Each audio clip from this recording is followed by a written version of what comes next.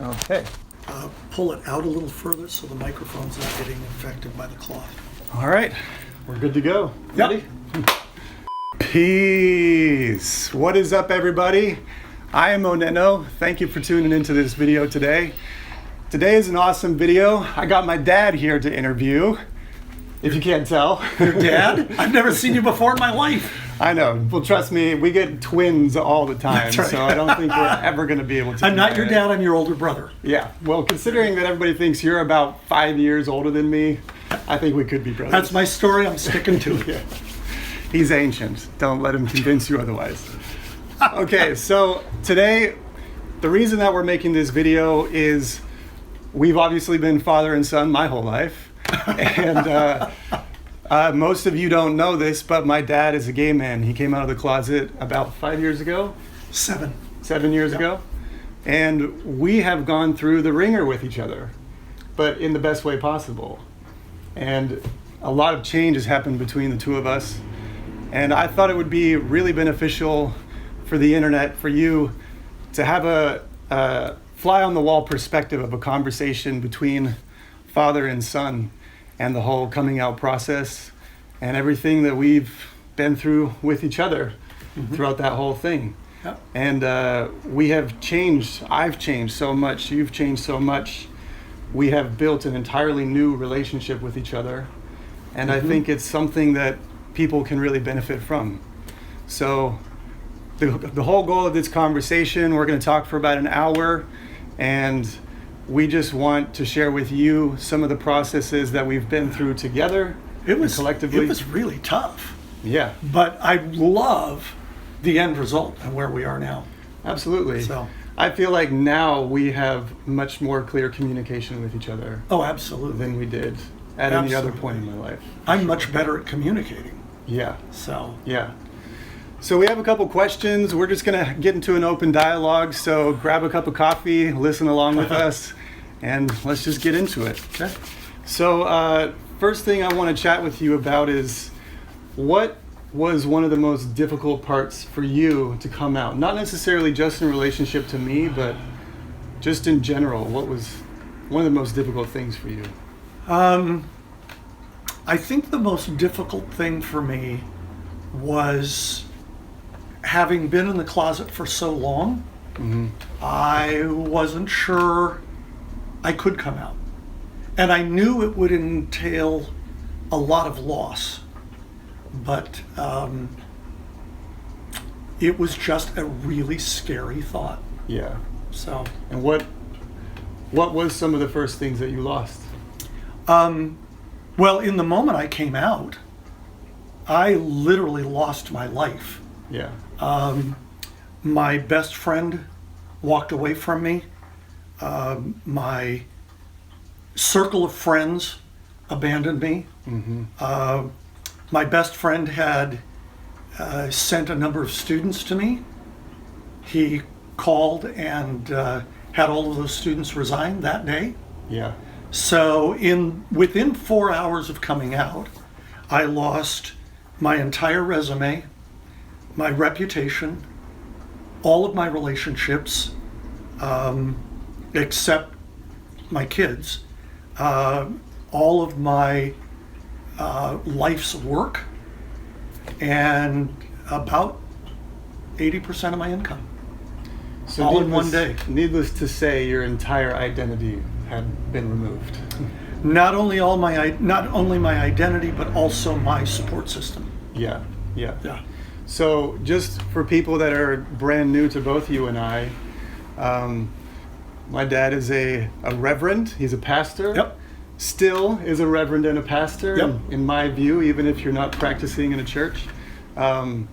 And also an amazing musician. Everything that I've done in my career is a direct result from you. All my touring with Rihanna and Adam Lambert and Miguel and all these people I've been able to work with has come from your musicianship transferring onto me. So he's an amazing musician and an amazing spiritual communicator, and that's what he lost. That's what you lost throughout that process. All of that. Yep. All And you had to reinvent your musical circle, you had to reinvent your spiritual circle, and your social circles of all kinds. One of the most difficult things, I am a trained theologian. I have a master's of theology, a master's of divinity. And one of the most difficult things about coming out was understanding how to integrate my gay with my faith. To begin with, I didn't even know if it could be done. Right. It took me between 3 and 4 years to really get that untangled and be comfortable with it. Well, because there's so much fear around that whole subject. Yeah. And there's so many fundamentalists that jump onto the fear bandwagon Right. and chastise people like yourself, Yeah. you know? Whereas my belief that you've handed me through Christianity, and for those of you that follow my channel, you know I've grown up and out of Christianity. I still have my foundation based on the message of Christ, but I've seen that the church has a beautiful and confusing way of boxing in what Christ was really speaking about. And there's fear that gets thrown around it. And in my opinion, if the Christian church cannot accept you for who you are, they have no business talking about the message of Christ, in my opinion. Okay. Humbly speaking. Yeah. Let's jump to One, before we leave that, Yeah. one of the key concepts for me was when I realized that you hear about reparative therapy and the whole pray the gay away thing. pray the gay away. And that's built on the premise that sexuality is changeable. And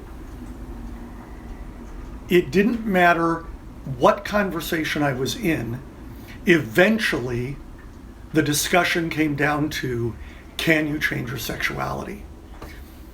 The American Psychological Association decided way back in the late 70s that it wasn't possible. And they stopped researching it because they considered it to be decisively, the conversation was ended. Yeah. The question was answered. And what I've discovered is that the church holds on to a changeable sexuality because they have to protect God. Right. If God made me this way and I can't change it and I'm doomed to hell as a result, then God's a pernicious God. If, you know, I'll if add it on to is that, too. changeable, then they have to, and so they have to argue that it's changeable. Yeah. If God is going to be a fair God and he created me gay, then sexuality must be changeable. Otherwise, he's an evil God. In order to admit that sexuality is not changeable, the church has to be able to also admit that their understanding of what the Bible says about homosexuality has been flawed. And that puts them in a double bind. And I'll add on to that by saying I think that the church has just quite simply confused sexuality from the get-go. Because sexuality, as far as my youth and upbringing coming up in the church and being taught Christian theology from the beginning, Right. it was all taught with sex is a evil act unless you're, or an unpure act, maybe is a better way of saying Right. it, unless you're in the confines of marriage. Right. And what that has done to me as a straight man, the psychology of that has even led me to repress my own sexuality. Again, my natural God-given sexuality. Right. Nothing wrong with that. If God did not want me to be a sexual being, I would not have sexual parts. Right. You know what I mean? Yeah, good point. If I was Good not point. supposed to breathe oxygen, I wouldn't have lungs. Right. So I don't believe that sexuality at its fundamental level is impure. Right. Now, can you use sexuality for harm? Of Absolutely, course. but Of there course. is only one law in existence, as we know, Right. which is do no harm. It's the Right. golden rule. Right. So outside of that, we are built in perfect harmony. And so if you're built the way that you are, what gives the church the right to tell you that God has made a mistake? And that's the point at which everything changed for me. Because for 43 years, I tried to pray away the gay. And I remember the day when I was just frustrated. And I said, God, I've been praying this prayer for 43 years. Why haven't you answered? I've been able to change my behavior. I acted and lived in a faithful marriage with my behavior as a straight man. Yeah. But it didn't change what was in my head. It didn't change what I was attracted to. And so I said, God, why haven't you answered this prayer? And it was clear as a bell. He said, get a clue. I did answer it. I've been answering it for 43 years. I made you this way, and I like you this way. I did not make a mistake. Get over it and get on with your life. And that was the beginning. That was the pivot point, the tipping point in my coming out process. So then, to flip this on its head, let's go back to the part of your life where you went into the closet. Oh my! Let's talk about. Now we're talking ancient history. Right. Yeah. Ago. I want to know for you, what was it like in that moment? Because as far as I remember, you were around 19 is the period that I'm talking about here. 21. Around 20. Yeah. And I want to know what it was like for you in your direct experience, as well as what was going on socially as of that point in time. And just what were the elements that made you feel like you could not accept this part of you? Many of my friends in the gay community here in Portland have asked me, why in the world did I stay in the closet that long? And part of the answer is, when it was that I looked at myself in the mirror and said, dude, you're gay. And that happened in college. And for me, college was, this was ancient history. Not quite as far back as the Stonewall riots, but it was pre-Harvey Milk. Right. And in fact, seeing the Harvey Milk film really helped me understand why I had been in the closet so deep for so long. Because Harvey Milk and his assassination, the time period of the Harvey Milk film was about 3 years after I got married to your mother. Yeah. And at that point in time, there was no discussion about coming out. It was, you're gay? Fine. Get married, find a nice girl. Well, other way around. Find a nice girl, get married, have kids, and it'll all go away. It's kind of that typical nuclear family. Right. And so that's what we did. And Carol knew that I had been wrestling with homosexuality, and we just decided we were going to fight it together. And so we got married, and it was watching the Harvey Milk film that helped me understand how I got there to begin with. Because Harvey Milk was in San Francisco, which even at that time was the mecca for gay culture. And yet he was assassinated in his office for being a gay man. The culture was pretty hostile. Oh yeah. Much more hostile than it is now. Yeah, a lot of fear, a lot of hatred. So that was the culture I grew up in, and staying and getting into the closet seemed like the only reasonable alternative. And also your passions for music kind of dovetailed into your getting involved with the church then, and trying to live this correct life then of... And I was tortured. I didn't want to be gay. I had been told it was wrong. Right. I desperately wanted out, and the church were... Ironically, I went to the church so they would pray away the gay, and yet I was afraid to tell anybody I was even struggling.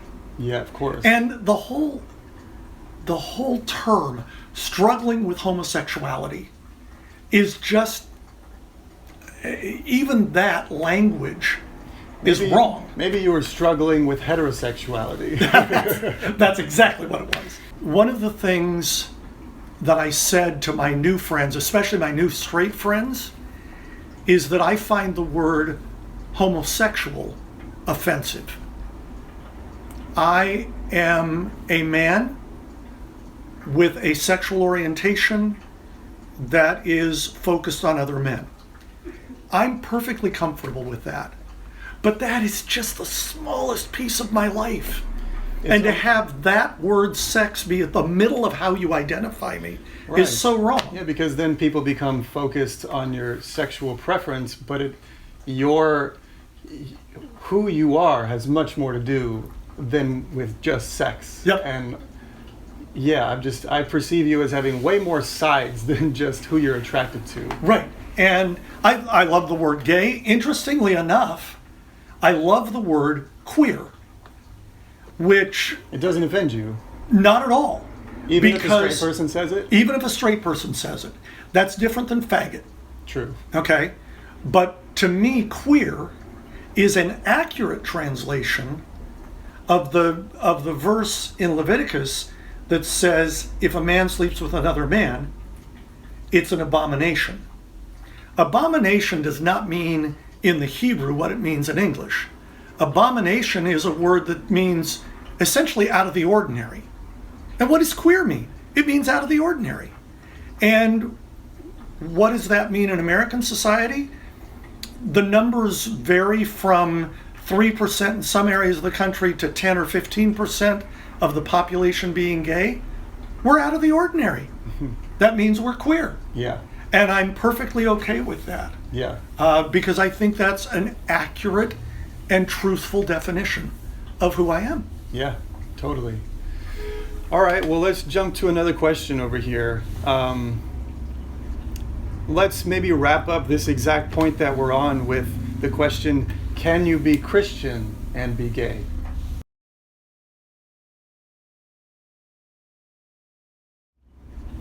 Let's maybe wrap up this exact point that we're on with the question, can you be Christian and be gay? Absolutely.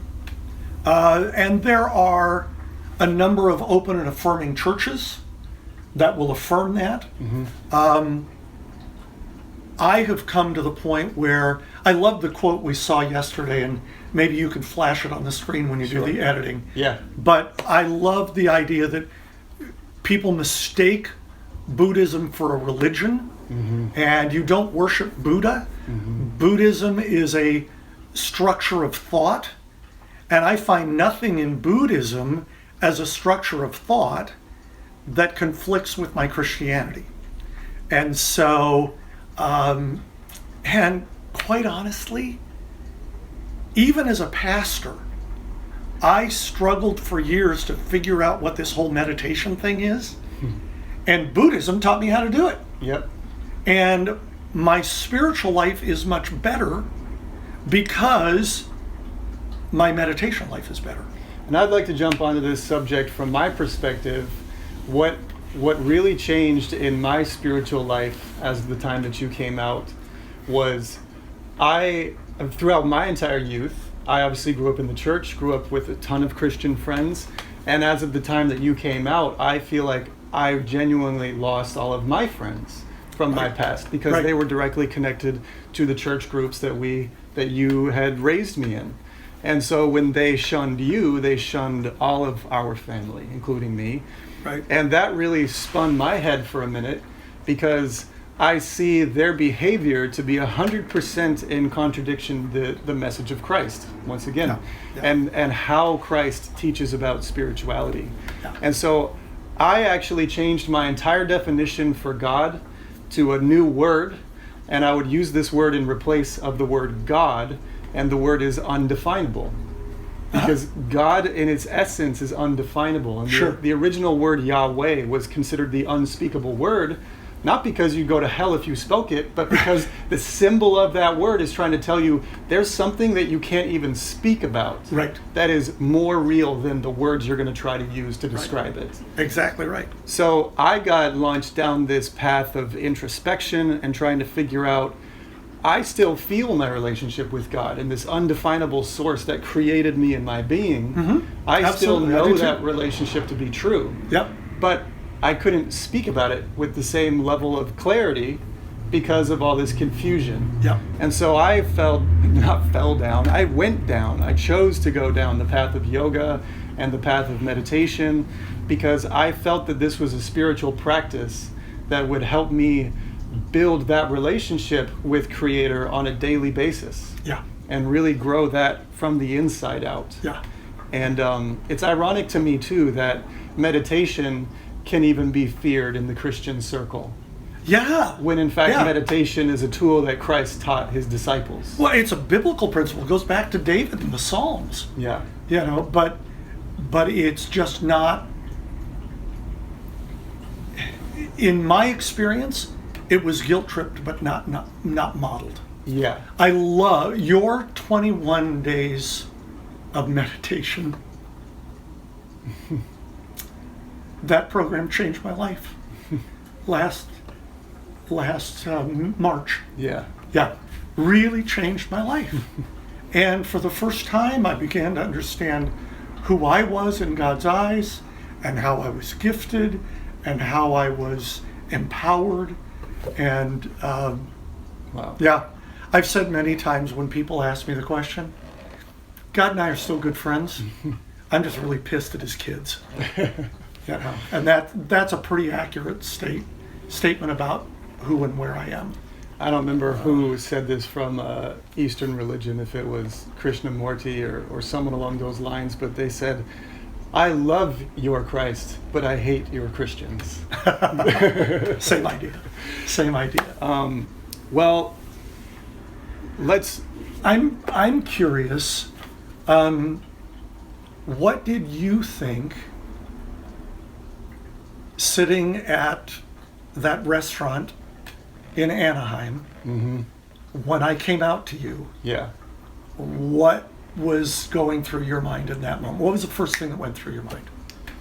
Well, the setting, just so you guys can get a clear picture, we were on Christmas vacation, 2010. Never come out at Christmas. Yeah, it's such a bad time. Just don't do that. Such bad timing. Save your kids that drama. Just save it for January 5th or something. But like in that. my own defense, the only reason I did it then is because I wanted to do it face to face and not over the phone. Exactly. So, Well, so we were in this restaurant and we just launched into the conversation. And as far as my memory of it, it wasn't so much just a dropping of a bomb as much as we just got onto the subject because it was time to speak about this unspeakable thing that was obvious in some way. right. And really the first thing that went through my mind was I liked that we were being honest. I liked that we were finally talking about an apparently elephant in the room. Right. And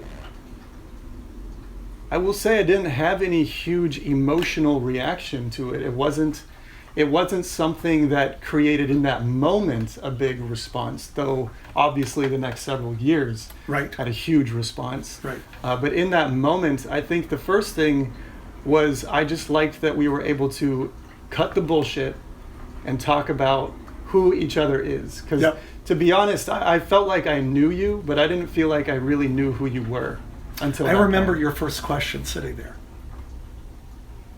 So, Dad, really, you like men? Yeah. I just thought, yeah. But I remember that being kind of a reset for you. Well, yeah, and especially from my perspective, you had raised me to be a straight man, but at the same time, you had gifted me with a ton of complexes. Right. And that's what led to all this confusion. I am myself. so glad you survived your parenting. Oh my goodness. Oh man, well, with 5 years of therapy, anything is possible. Only 5? Yeah, wow, you did really well. Yeah, man. By the way, if you guys ever go through any of this, just get yourself a therapist. Oh yes, get a therapist. You need to talk to somebody about this that's not involved with the situation. Yes. I needed to be able absolutely. to express my anger in an unfiltered way. Yep. But also in a way where I did not want to hurt you with my anger. Right. I didn't want to be vicious with my emotions, but that led me to kind of bottling them up. Yep. Because I was feeling massive amounts of confusion. Right.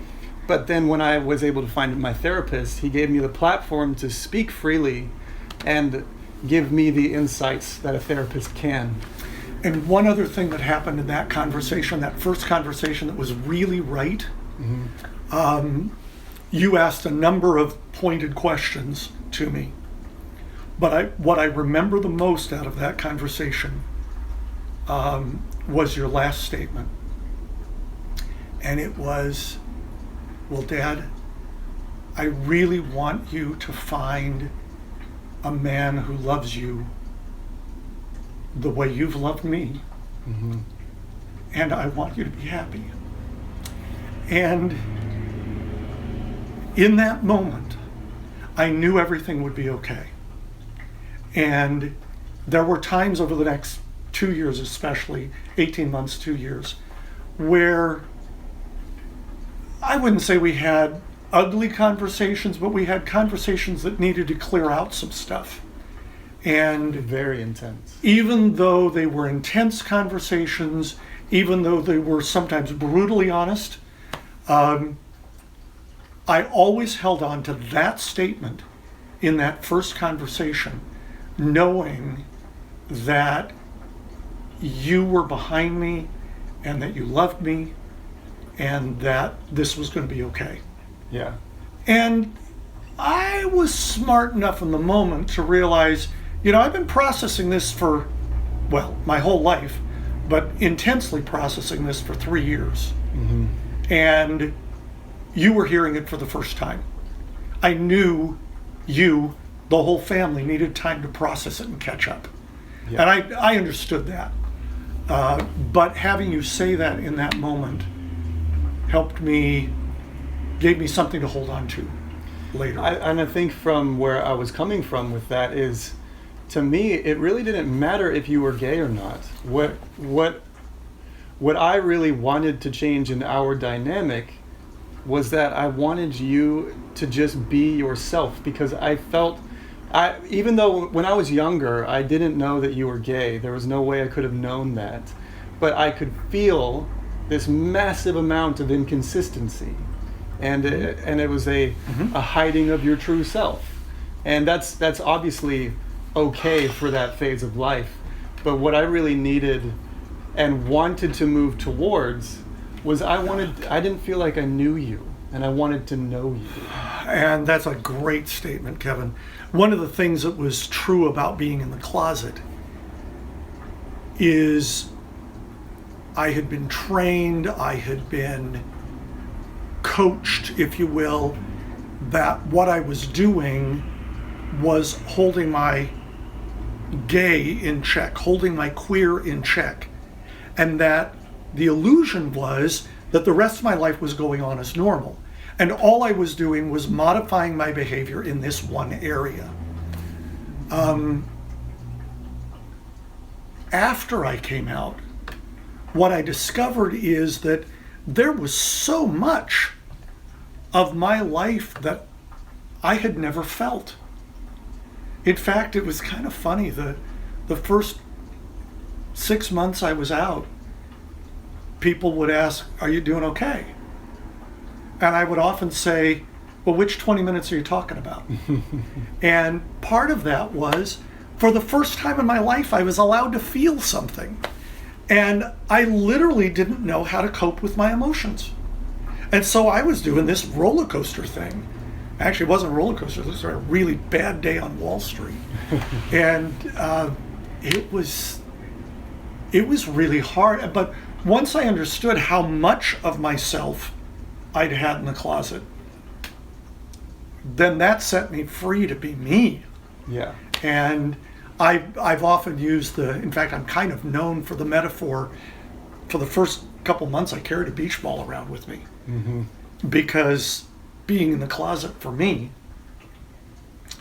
was being an Olympic swimmer while holding a beach ball underwater. And when I came out, the beach ball came up, it splashed, it made some ripples, but it was a hell of a lot easier to swim. Yeah. And that was it. Yeah. Yeah. So here's a question for you. What was it, how did my coming out affect your sexuality? In some very profound ways. Or your sexual identity? Yeah, my sexual orientation. The very first thing that happened to me in my psychological world was I genuinely felt like I had no more words to express how I felt. And the only thing that I could do as of that moment was go back and reanalyze every lesson you've ever taught me.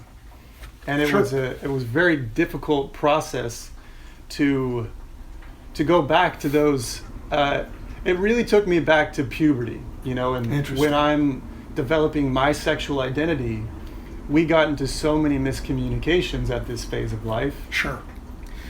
And for the record, I did a terrible job. Okay, I just want that on the record. Yeah. No, not of puberty, but of helping you walk through that. Yeah. And that's fair enough because of what you were dealing with. Right. But it really made me analyze who I am as a sexual person, because I had been raised with two major pillars of repression. And one was the Christian conservative pillar of repression, and the other was the confusion that happened between the two of us that led into a form of sexual repression, or maybe guilt would be a better word for both of these things. Guilt-oriented, of course. And so I had developed a sexual identity that was modeled on how I perceived you and Mom, which was BFFs. You guys were best friends. Yeah. And so that's what I thought relationships were. Is you need, and obviously you should be with your best friend, but you should not just be a platonic best friend in a relationship. And I picked that up through osmosis through you two. Sure. That the lack of your sexual dynamic transferred into a lack of my sexual understanding. Uh-huh. And it was really confusing for me to understand that it was okay for me to express my sexuality.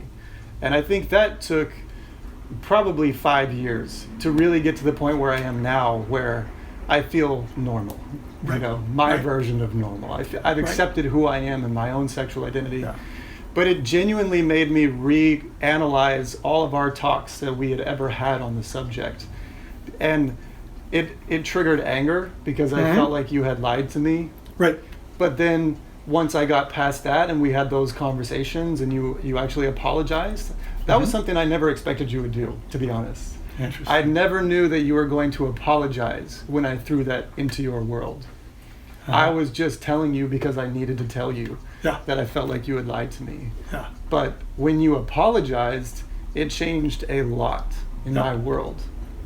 So It's interesting. One of the results, and we've talked about this before, one of the results of my coming out is the more comfortable I got with me, the less I had to justify. Mm-hmm. And it's a lot, when you like yourself, it's a whole lot easier to love the other people around you. Yep. And I remember that conversation happened right on that corner across the street. Yep. And you said to me, Dad, I have modeled my whole life after a gay man. And I am clearly straight. And I can't figure out what to do with that. Yeah. That was about 6 months in. Yep. And your honesty in that moment allowed me to step back, confident that you were moving the right direction, and knowing I wasn't going to lose you. But it helped me understand the struggle you were going through, so I could A, be supportive of it, and B, be patient with it. Yeah. And that was really an important conversation. It was 30 seconds on a street corner, with traffic whizzing by. Yeah. And you complaining about how cold it was in Oregon after you'd lived in LA for a while. Yeah, but I think that if I could summarize that transition for me, it was genuinely that finally I realized that you were gay, I was straight, and then therefore I had no tools to work with. Because, and I had felt like I didn't have, I would tell my friends, like I felt like I didn't have a father that taught me how to be a man with a woman. And there was a period of time where some of my friends because they didn't necessarily understand what I was going through, they would push back and say, well, what did you expect? Your dad to like teach you to have sex with somebody? I was like, no, it's not about that. It was about the modeling of when I'm 5 years old or 10 years old or 15 years old, naturally looking at how my mother and father interact with each other. Yep. That's what I was never modeled. And so then when I get into the real world and I'm starting to have girlfriends and dating people, and now I'm in my mid-20s, and I've had girlfriends break up with me and or cheat on me because I wasn't fulfilling their needs. And I thought I was. You know, I had thought that I was behaving like a man behaves with a woman. I understand how that's confusing. Yeah. I totally get that. But then, and I own that. And as I've said, therapy is your friend in this situation. Because it was through the help of you, my friends, my therapist, and just finally me going into understanding who I am, that I just finally could accept it, and then I began to explore, and then it all came natural to me. It wasn't something that I feel like I needed to learn, but it was something that I needed to give myself the permission to be. Yeah. And I think I pulled that in from osmosis of you not having the permission to be you. That transferred to me even though I'm straight, not having the permission to be straight. I taught you well how to not be you. Yep. I was a good model. Yep. And the therapy thing's critical. I mean, you need someone you can be absolutely, totally honest with.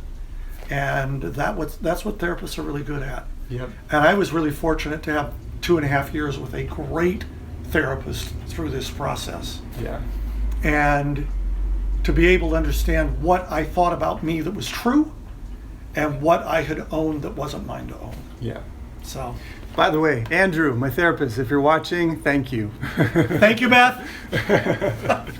All right, let's go to another subject. Let's talk about what it feels like to be a gay man in 2017. We are on the brink of a new president. We have a whole new dynamic going on in society. And it's going to be a bit of a long talk, I think, this point. But I want to focus on two main elements of this question. The first is the obvious, what is fearful for you and what scares you about where we are. But the second is what excites you and what brings you hope with where we are as of this point in time.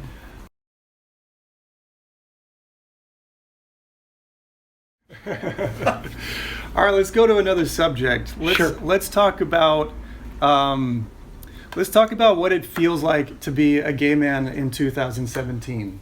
We are on the brink of a new president. We have a whole new dynamic going on in society, and it's going to be a bit of a long talk, I think, this point. But I want to focus on two main elements of this question. The first is the obvious, what is fearful for you and what scares you about where we are.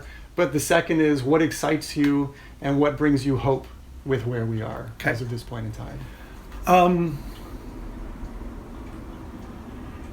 I think I'm going to sandwich the fear in the middle of both sides of the equation, because that's kind of my experience. I came out in 2011. In 2011, the world was quite different than it was before the election. Yeah. Well, I'll state it that way. Before the election of Donald Trump. Yeah. Yeah. And so,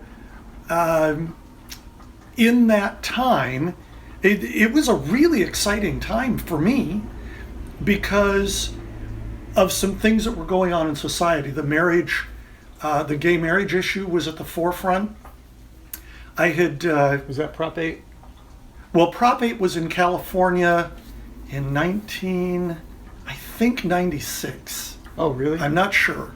I remember a lot of Prop 8 going on in my life in California around 2009. Sorry, I'm confusing that with the state of Oregon in, I think, 94 or 96 was the first state to amend their constitution to forbid gay marriage. Oregon was the first state where that amendment was passed. Gotcha. And then by 2011, things had changed. We were starting to get gay marriage on the East Coast, And then eventually gay marriage was voted in Washington, and there was a move to put it on the 2014 ballot in Oregon, but earlier that year, the state Supreme Court, based partly on the United States Supreme Court, made gay marriage legal in Oregon. In fact, one of my friends who were a couple for 40 years, they were the first married couple in the state of Oregon. Oh, cool. On that day. They were standing at the courthouse, Yeah. and they were married like 30 seconds. Like, we're ready. After, we're ready. Yeah, 30 seconds after the Supreme Court announcement was made, Yeah. the Oregon State Supreme Court. So, and on one hand, I'm not ready to get married. It doesn't really affect me, but I was amazed at how impacting that was for me, because all of a sudden it was like, wait a minute, I'm a real member of this society too. And certainly that wasn't the end, but it was a major turning point. Yeah. To not feel like you're just brushed off to the side anymore Exactly. when it comes to society. To feel like I have the real rights of a real American. Living in Portland is a great place to live. It's a very welcoming city. It's a very open city. There is a display at the Q Center here in Portland that is queer heroes. And it is a photo display with like 3-paragraph biographies of some of the Portland leadership that has changed attitudes and laws in Oregon over the last 40 years. Yeah. And it's pretty amazing to see what some of the people I've met here in this city, actually where they started and what they accomplished over their lifetime. Yeah. Really inspiring. And so living here feels, for the most part, really safe. Yeah. And I don't, I have lots of friends here. I'm the staff orchestrator for the Portland Gay Men's Chorus. I'm an active member of the Radical Fairy community, and I have lots of places to hang out with my gay friends. And that feels like I have a community and like I have a place to belong. Yeah. And that's what's really important. Yeah. If you don't have community and people that you can bond with that are like-minded, and it doesn't mean in the gay world only or in the straight, I mean in any world, as a musician, as a spiritually minded person, as a yogi or whatever. Right. If you don't have that community, you're going to become depressed, isolated, and your happiness just goes down, and then illness begins, and it's not a good And I situation. experienced that the first year I was here. Yeah. Because I didn't have the skills to really build a new network. Because right when you came out, you had to move from the Right. city that you were in, Right. the city that I left when I left high school. I had lost everything there, and I had to rebuild. And I thought, if I'm going to rebuild, I might as well go where I want to be. Yeah. To rebuild. And Portland was where I wanted to be. In fact, I probably would have moved up here within 2 years anyway. So I just decided I was moving. Yeah. But for that first 6 months, in my telephone, the number of people that I knew longer than 4 months was exactly 3. And that was really devastating. Which is crazy because you guys don't understand. We had a church community of about 3,000 or 4,000 people. And my memory of our childhood home was every Christmas season, we'd have 75 people coming through our house for different events. Some of which were when you would teach the choir, we would have these big Christmas shows. We'd have a 100-voice choir.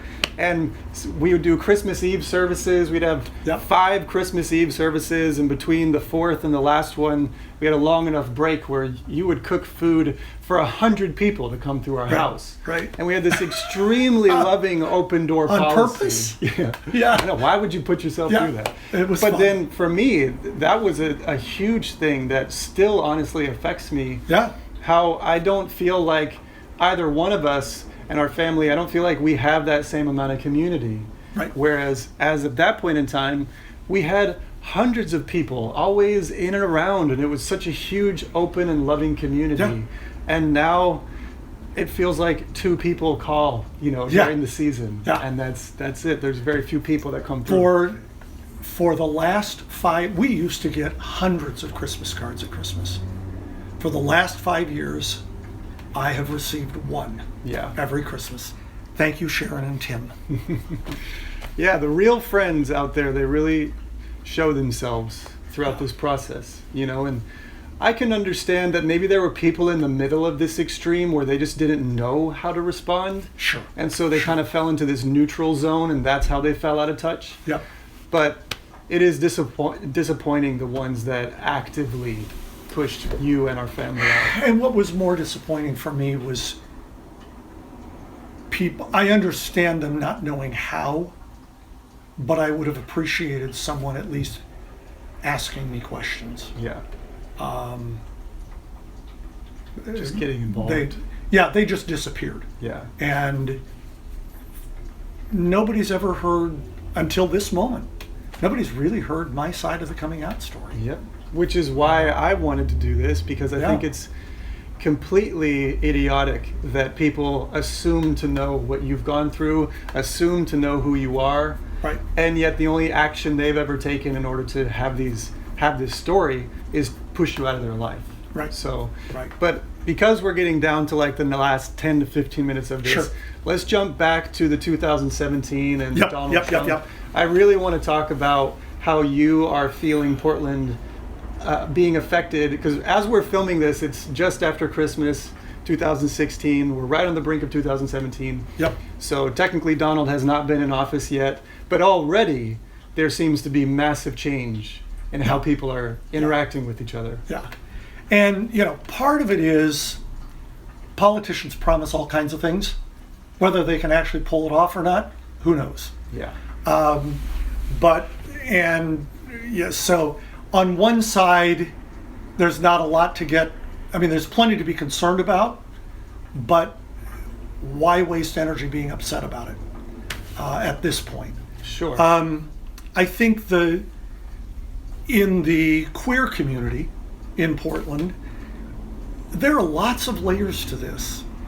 There's the gay marriage question. Trump has vowed to reverse gay marriage. I don't think that's constitutionally possible. Yeah. He's put on his transition team, or his cabinet, I'm not sure which, one of the leading opponents to gay marriage. And actually the founder and the president of an anti-gay hate group. And that's very concerning. Mm-hmm. On the very local level, there has been an uptick in, I wouldn't call it gay hate crime, but gay harassment. Mm-hmm. Well, but you've told me that some of your friends have actually been beaten up. Yep. And they've been physically harmed. Yep. There have been beatings. Reed College is here in Portland, one of the most liberal and affirming and inclusive colleges in the country. Yeah. And the week after the election, there was graffiti on campus, Mm-hmm. threatening both minorities and the gay community. And so there is some of that acting out. But it's not as bad here as it is other places. Of course. But if it's happening here, I can't even imagine how it is in some other state. Exactly. Where you're talking about maybe a 18-year-old or 21-year-old young gay man or woman Right. that has to deal with the ignorance of Southern America or something like that. My roommate, a year ago, moved to New York to pursue his career. And he is an African American gay man living in New York City and traveling by bus every day. Yeah. And, subway and sometimes bus. But he spends his whole life looking over his shoulder Yeah. because it's not that there's open hostility, it's that there is permission to be hateful. Exactly. And what I see that was dangerous in Trump's campaign was that he made it acceptable to hate people, Exactly. certain groups of people. And when it's acceptable to hate them, then it's acceptable to hurt them. I completely agree. And that's, from my perspective, the most idiotic and hurtful thing that could be happening right now, or ignorant thing that could be happening right now, is people feeling that just because a orange Oompa Loompa with a toupee decides to say, I raised you better than that, Kevin. I have to put it out there. That's how I it's the feel. truth. I don't understand how somebody with that amount of hate and that amount, even like, let's give him the benefit of the doubt and say Right. that maybe he doesn't actually act on any of that stuff Right. in his real life. Right. He is still 110% responsible for giving the human population of America the right to feel justified if they choose to take action on their hatred. Yeah. And he is inspiring people to break the only law in existence, which is do no harm. Right. And he is directly responsible for that. Yeah. And it's my prayer and my hope that the awakening going on right now, and that's exactly why I have this blog, is to talk about the awakening, because we can spend way too much time talking about the negative, Yeah. but there is an awakening going on, and we are, as a collective society, changing. Yeah. And it's my hope that the conscious individuals will outnumber the ignorant individuals. One of the most exciting things that happened right here in Portland in the week after, the week after we made national news for the riots here in town. And you can't believe everything you get from the national news, because they wanted to make a big deal about all the destruction, all the windows broken, and the baseball bats and all that. That was about 50 people Right. that came from Seattle to use the protests in Portland as a cover for their mayhem. Mm-hmm. The Portland protests were very peaceful, and they were focused on some very, very real issues, and some of them were local issues, not related to the election at all. But what inspired me the most about that Water break. Furball. What inspired me the most about that were that there were 2 or 3 days in a row where there were large protests, and they were happening in the middle of the day in downtown Portland, and they were completely organized and marched by middle school and high school students. Mm-hmm. And I don't remember a time in my lifetime when high school students were that engaged in the political process. Yeah. And to me, that's one of the most exciting things to come out of 2016. Yeah, that we're finally coming together in peaceful revolution. And I'll put a cap on this whole point by saying, I think that we are on the verge of a peaceful revolution, and I will no longer call them the mainstream media. I'm deciding to call them the legacy media, because they just won't Okay. give up anymore. Okay. But they're not mainstream, because Right. there's been a lot of statistics online that I've seen where 85% or so of people no longer trust mainstream media, Right. as if they're actually telling the truth. So with that being said, the peaceful revolution and the conscious awakening that's going on, will not be reported on Fox News, on CNN, on ABC. It's not going to show up there. Yeah. And what they are going to show is the 2% of negativity that goes on in the whole situation. Right. And they're just going to focus on that to try to let the rest of the country, to try to build a vision to the rest of the country that shit's going down in Portland. Right. But the real thing that's going down is people are stepping up to the oppressors and saying no more. And we're not even fighting them. We're Right. having peaceful sit-ins. Right. And we won't stand for that anymore. Yeah. So for the last part of this conversation, I would love to wrap up with what is what Let me cap that one. yeah. I think one of the things, my prayer for 2017 is that we get a handle on truth. There has been so much, we hear about false news, but I think it's really a challenge when you don't know where to go to find truth.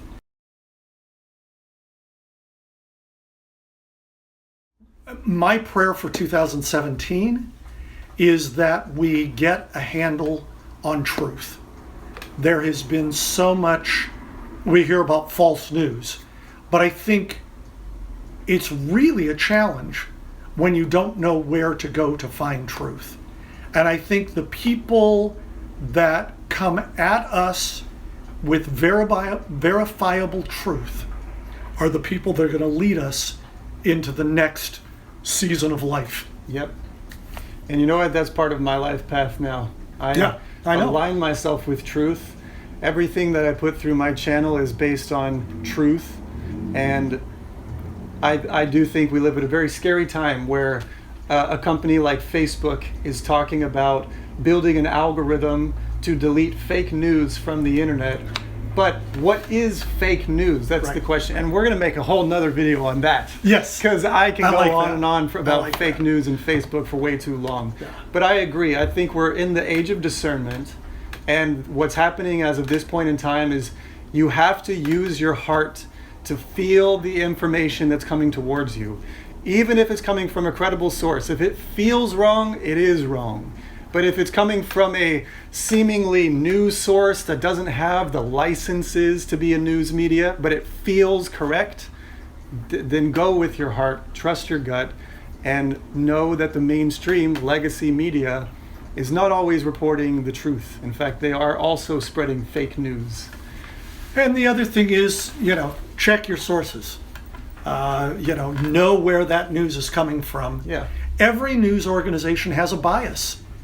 And if you know what their bias is, then it's easier to check and see, okay, is this just serving their bias or is it actually true? Yeah, yeah. So let's put a final question out there to each other. I'll start with you. What is your favorite thing about our relationship and dynamic now in reference to where we used to be with each other? Golly. And I have to do this in less than 3 hours? Yeah. Yeah, okay. Maybe 35 seconds. Yeah. I just, everything about who we are in relationship to one another is completely different Yeah. than it was 5-6 years ago. And I love, first of all, there's a compassionate side of you that has always been there, but has blossomed in the last few years. I love your deep dive into your not few, but a few of your favorite topics. Yeah. And I think the most fun about this of all is that there's still a father-son relationship here, but we're more like best friends. And that's possible because I don't have anything to hide anymore. And that's an amazing feeling. Yeah. To be able to be me. And I love that you accept me as me. But the payoff for that is that we can have honest conversations, we can disagree with each other, We can struggle to find common ground, and we can learn from each other. I stumbled over that because what to me is the absolute best piece of all of this is being able to learn from you. Yeah, that helps me too. Oh my goodness. There are so many conversations we've had in the last 2 or 3 years and we don't get to see each other more than about once, maybe twice a year. Yeah. But in those times we have these deep conversations, and because of your wisdom and because of your depth, I come away changed. Yeah. And that is just, it's an amazing gift to be able to sit at the feet of your kids and learn. And that's a huge gift. That's a huge gift. Thank you. Yeah. Yeah. That's awesome. Yeah. That's really special. Well, for me, I would say that my favorite thing is that we are 110% more honest with each other. Yeah. And in my youth, my perspective of you was that if I was honest with you, I would be argued back with. I would be met with resistance. Probably wasn't far from the truth. Yeah. And I felt like when we went through the transition, there were moments where what I had landed on was that I didn't know how you were going to react to my feelings and my truth, but I knew that I had to say it. I knew that I had to embody my truth, and it was my hope that we would grow with that. But I also knew going into some of the conversations we had that there would be fire involved with that, and it would hurt sometimes. Purifying fire. Yeah, but that's it. It has all proven itself to be a purifying flame. Yeah. And so where we are now, I love that I no longer feel like there's something I can't talk to you about. Yeah. There used to be a lot of subjects that I felt like I couldn't speak to you about. Everything from sexuality to smoking marijuana to just even some of the deeper questions I had about Christianity and spirituality and theology. And I love that now I can speak to you about it because the same thing, your wisdom and your 35 years on this planet. Thank you. Thank you. I won't reveal his real age. It's 38. So. But your wisdom is very important to me. And I think that if somebody just decides to write their father out of their life, they are writing out their wisdom. They're writing out their help. Even if there's a complex dynamic between us, you still help me. And just by you having life experience, that's what I need sometimes, is just to be able to express what I'm going through and know that there's an open platform for me to express it, and also know that it's going to be met with your wisdom and my greatest evolution in mind. And I genuinely didn't feel like we had that connection 6 or 10, 15 years ago. Yeah, I felt like it was much more based around singular topics. And we've always connected over music. And that's been the thing that has really kept me with you, is seeing how you invested into me and gifted me with your gift and your passion. And we've both turned into two completely different people that express from two completely different ends of the spectrum. Yeah. And I like that even if we get into miscommunication now, that there's an underlying foundation of trust and love with each other, and we can make our way back to one another. Absolutely. Even if there's a disconnect. Absolutely. So, yeah. Cool. I love you. Love you too, buddy. Thanks for doing this with me. This was awesome. Very cool. All right, you guys, we're going to wrap it up. Thank you once again for tuning in. Thank you. Yes, and please share this video with a friend. We specifically wanted to do this because we know that this is a buzz topic, and we know that there are plenty other families out there that are going through what we're going through, and we wanted to show you that it's possible to get to a new phase of relationship. Yeah. That you don't have to give up, you don't have to disconnect, and you don't have to cut it out just because it's hard. If you push through it, you will find something that is more beautiful than you can even understand. And part of it is that now we're both individual, whole people. Yeah. And now we can interact with each other from that level. So please share the video with a friend if you think it will help them. And pop on over to the website, IamOnenO.com. Sign the email list so we can stay in touch. And in the future, I'll point you guys to his videos he's going to be making. He's going to be teaching piano on YouTube in 77 seconds. Every video is going to be true. 77-second piano lessons. So, but more on all of that later. Thank you again for tuning in. And until I see you again along the journey, oneness in sound, I am OnenO. Namaste. Peace out, guys.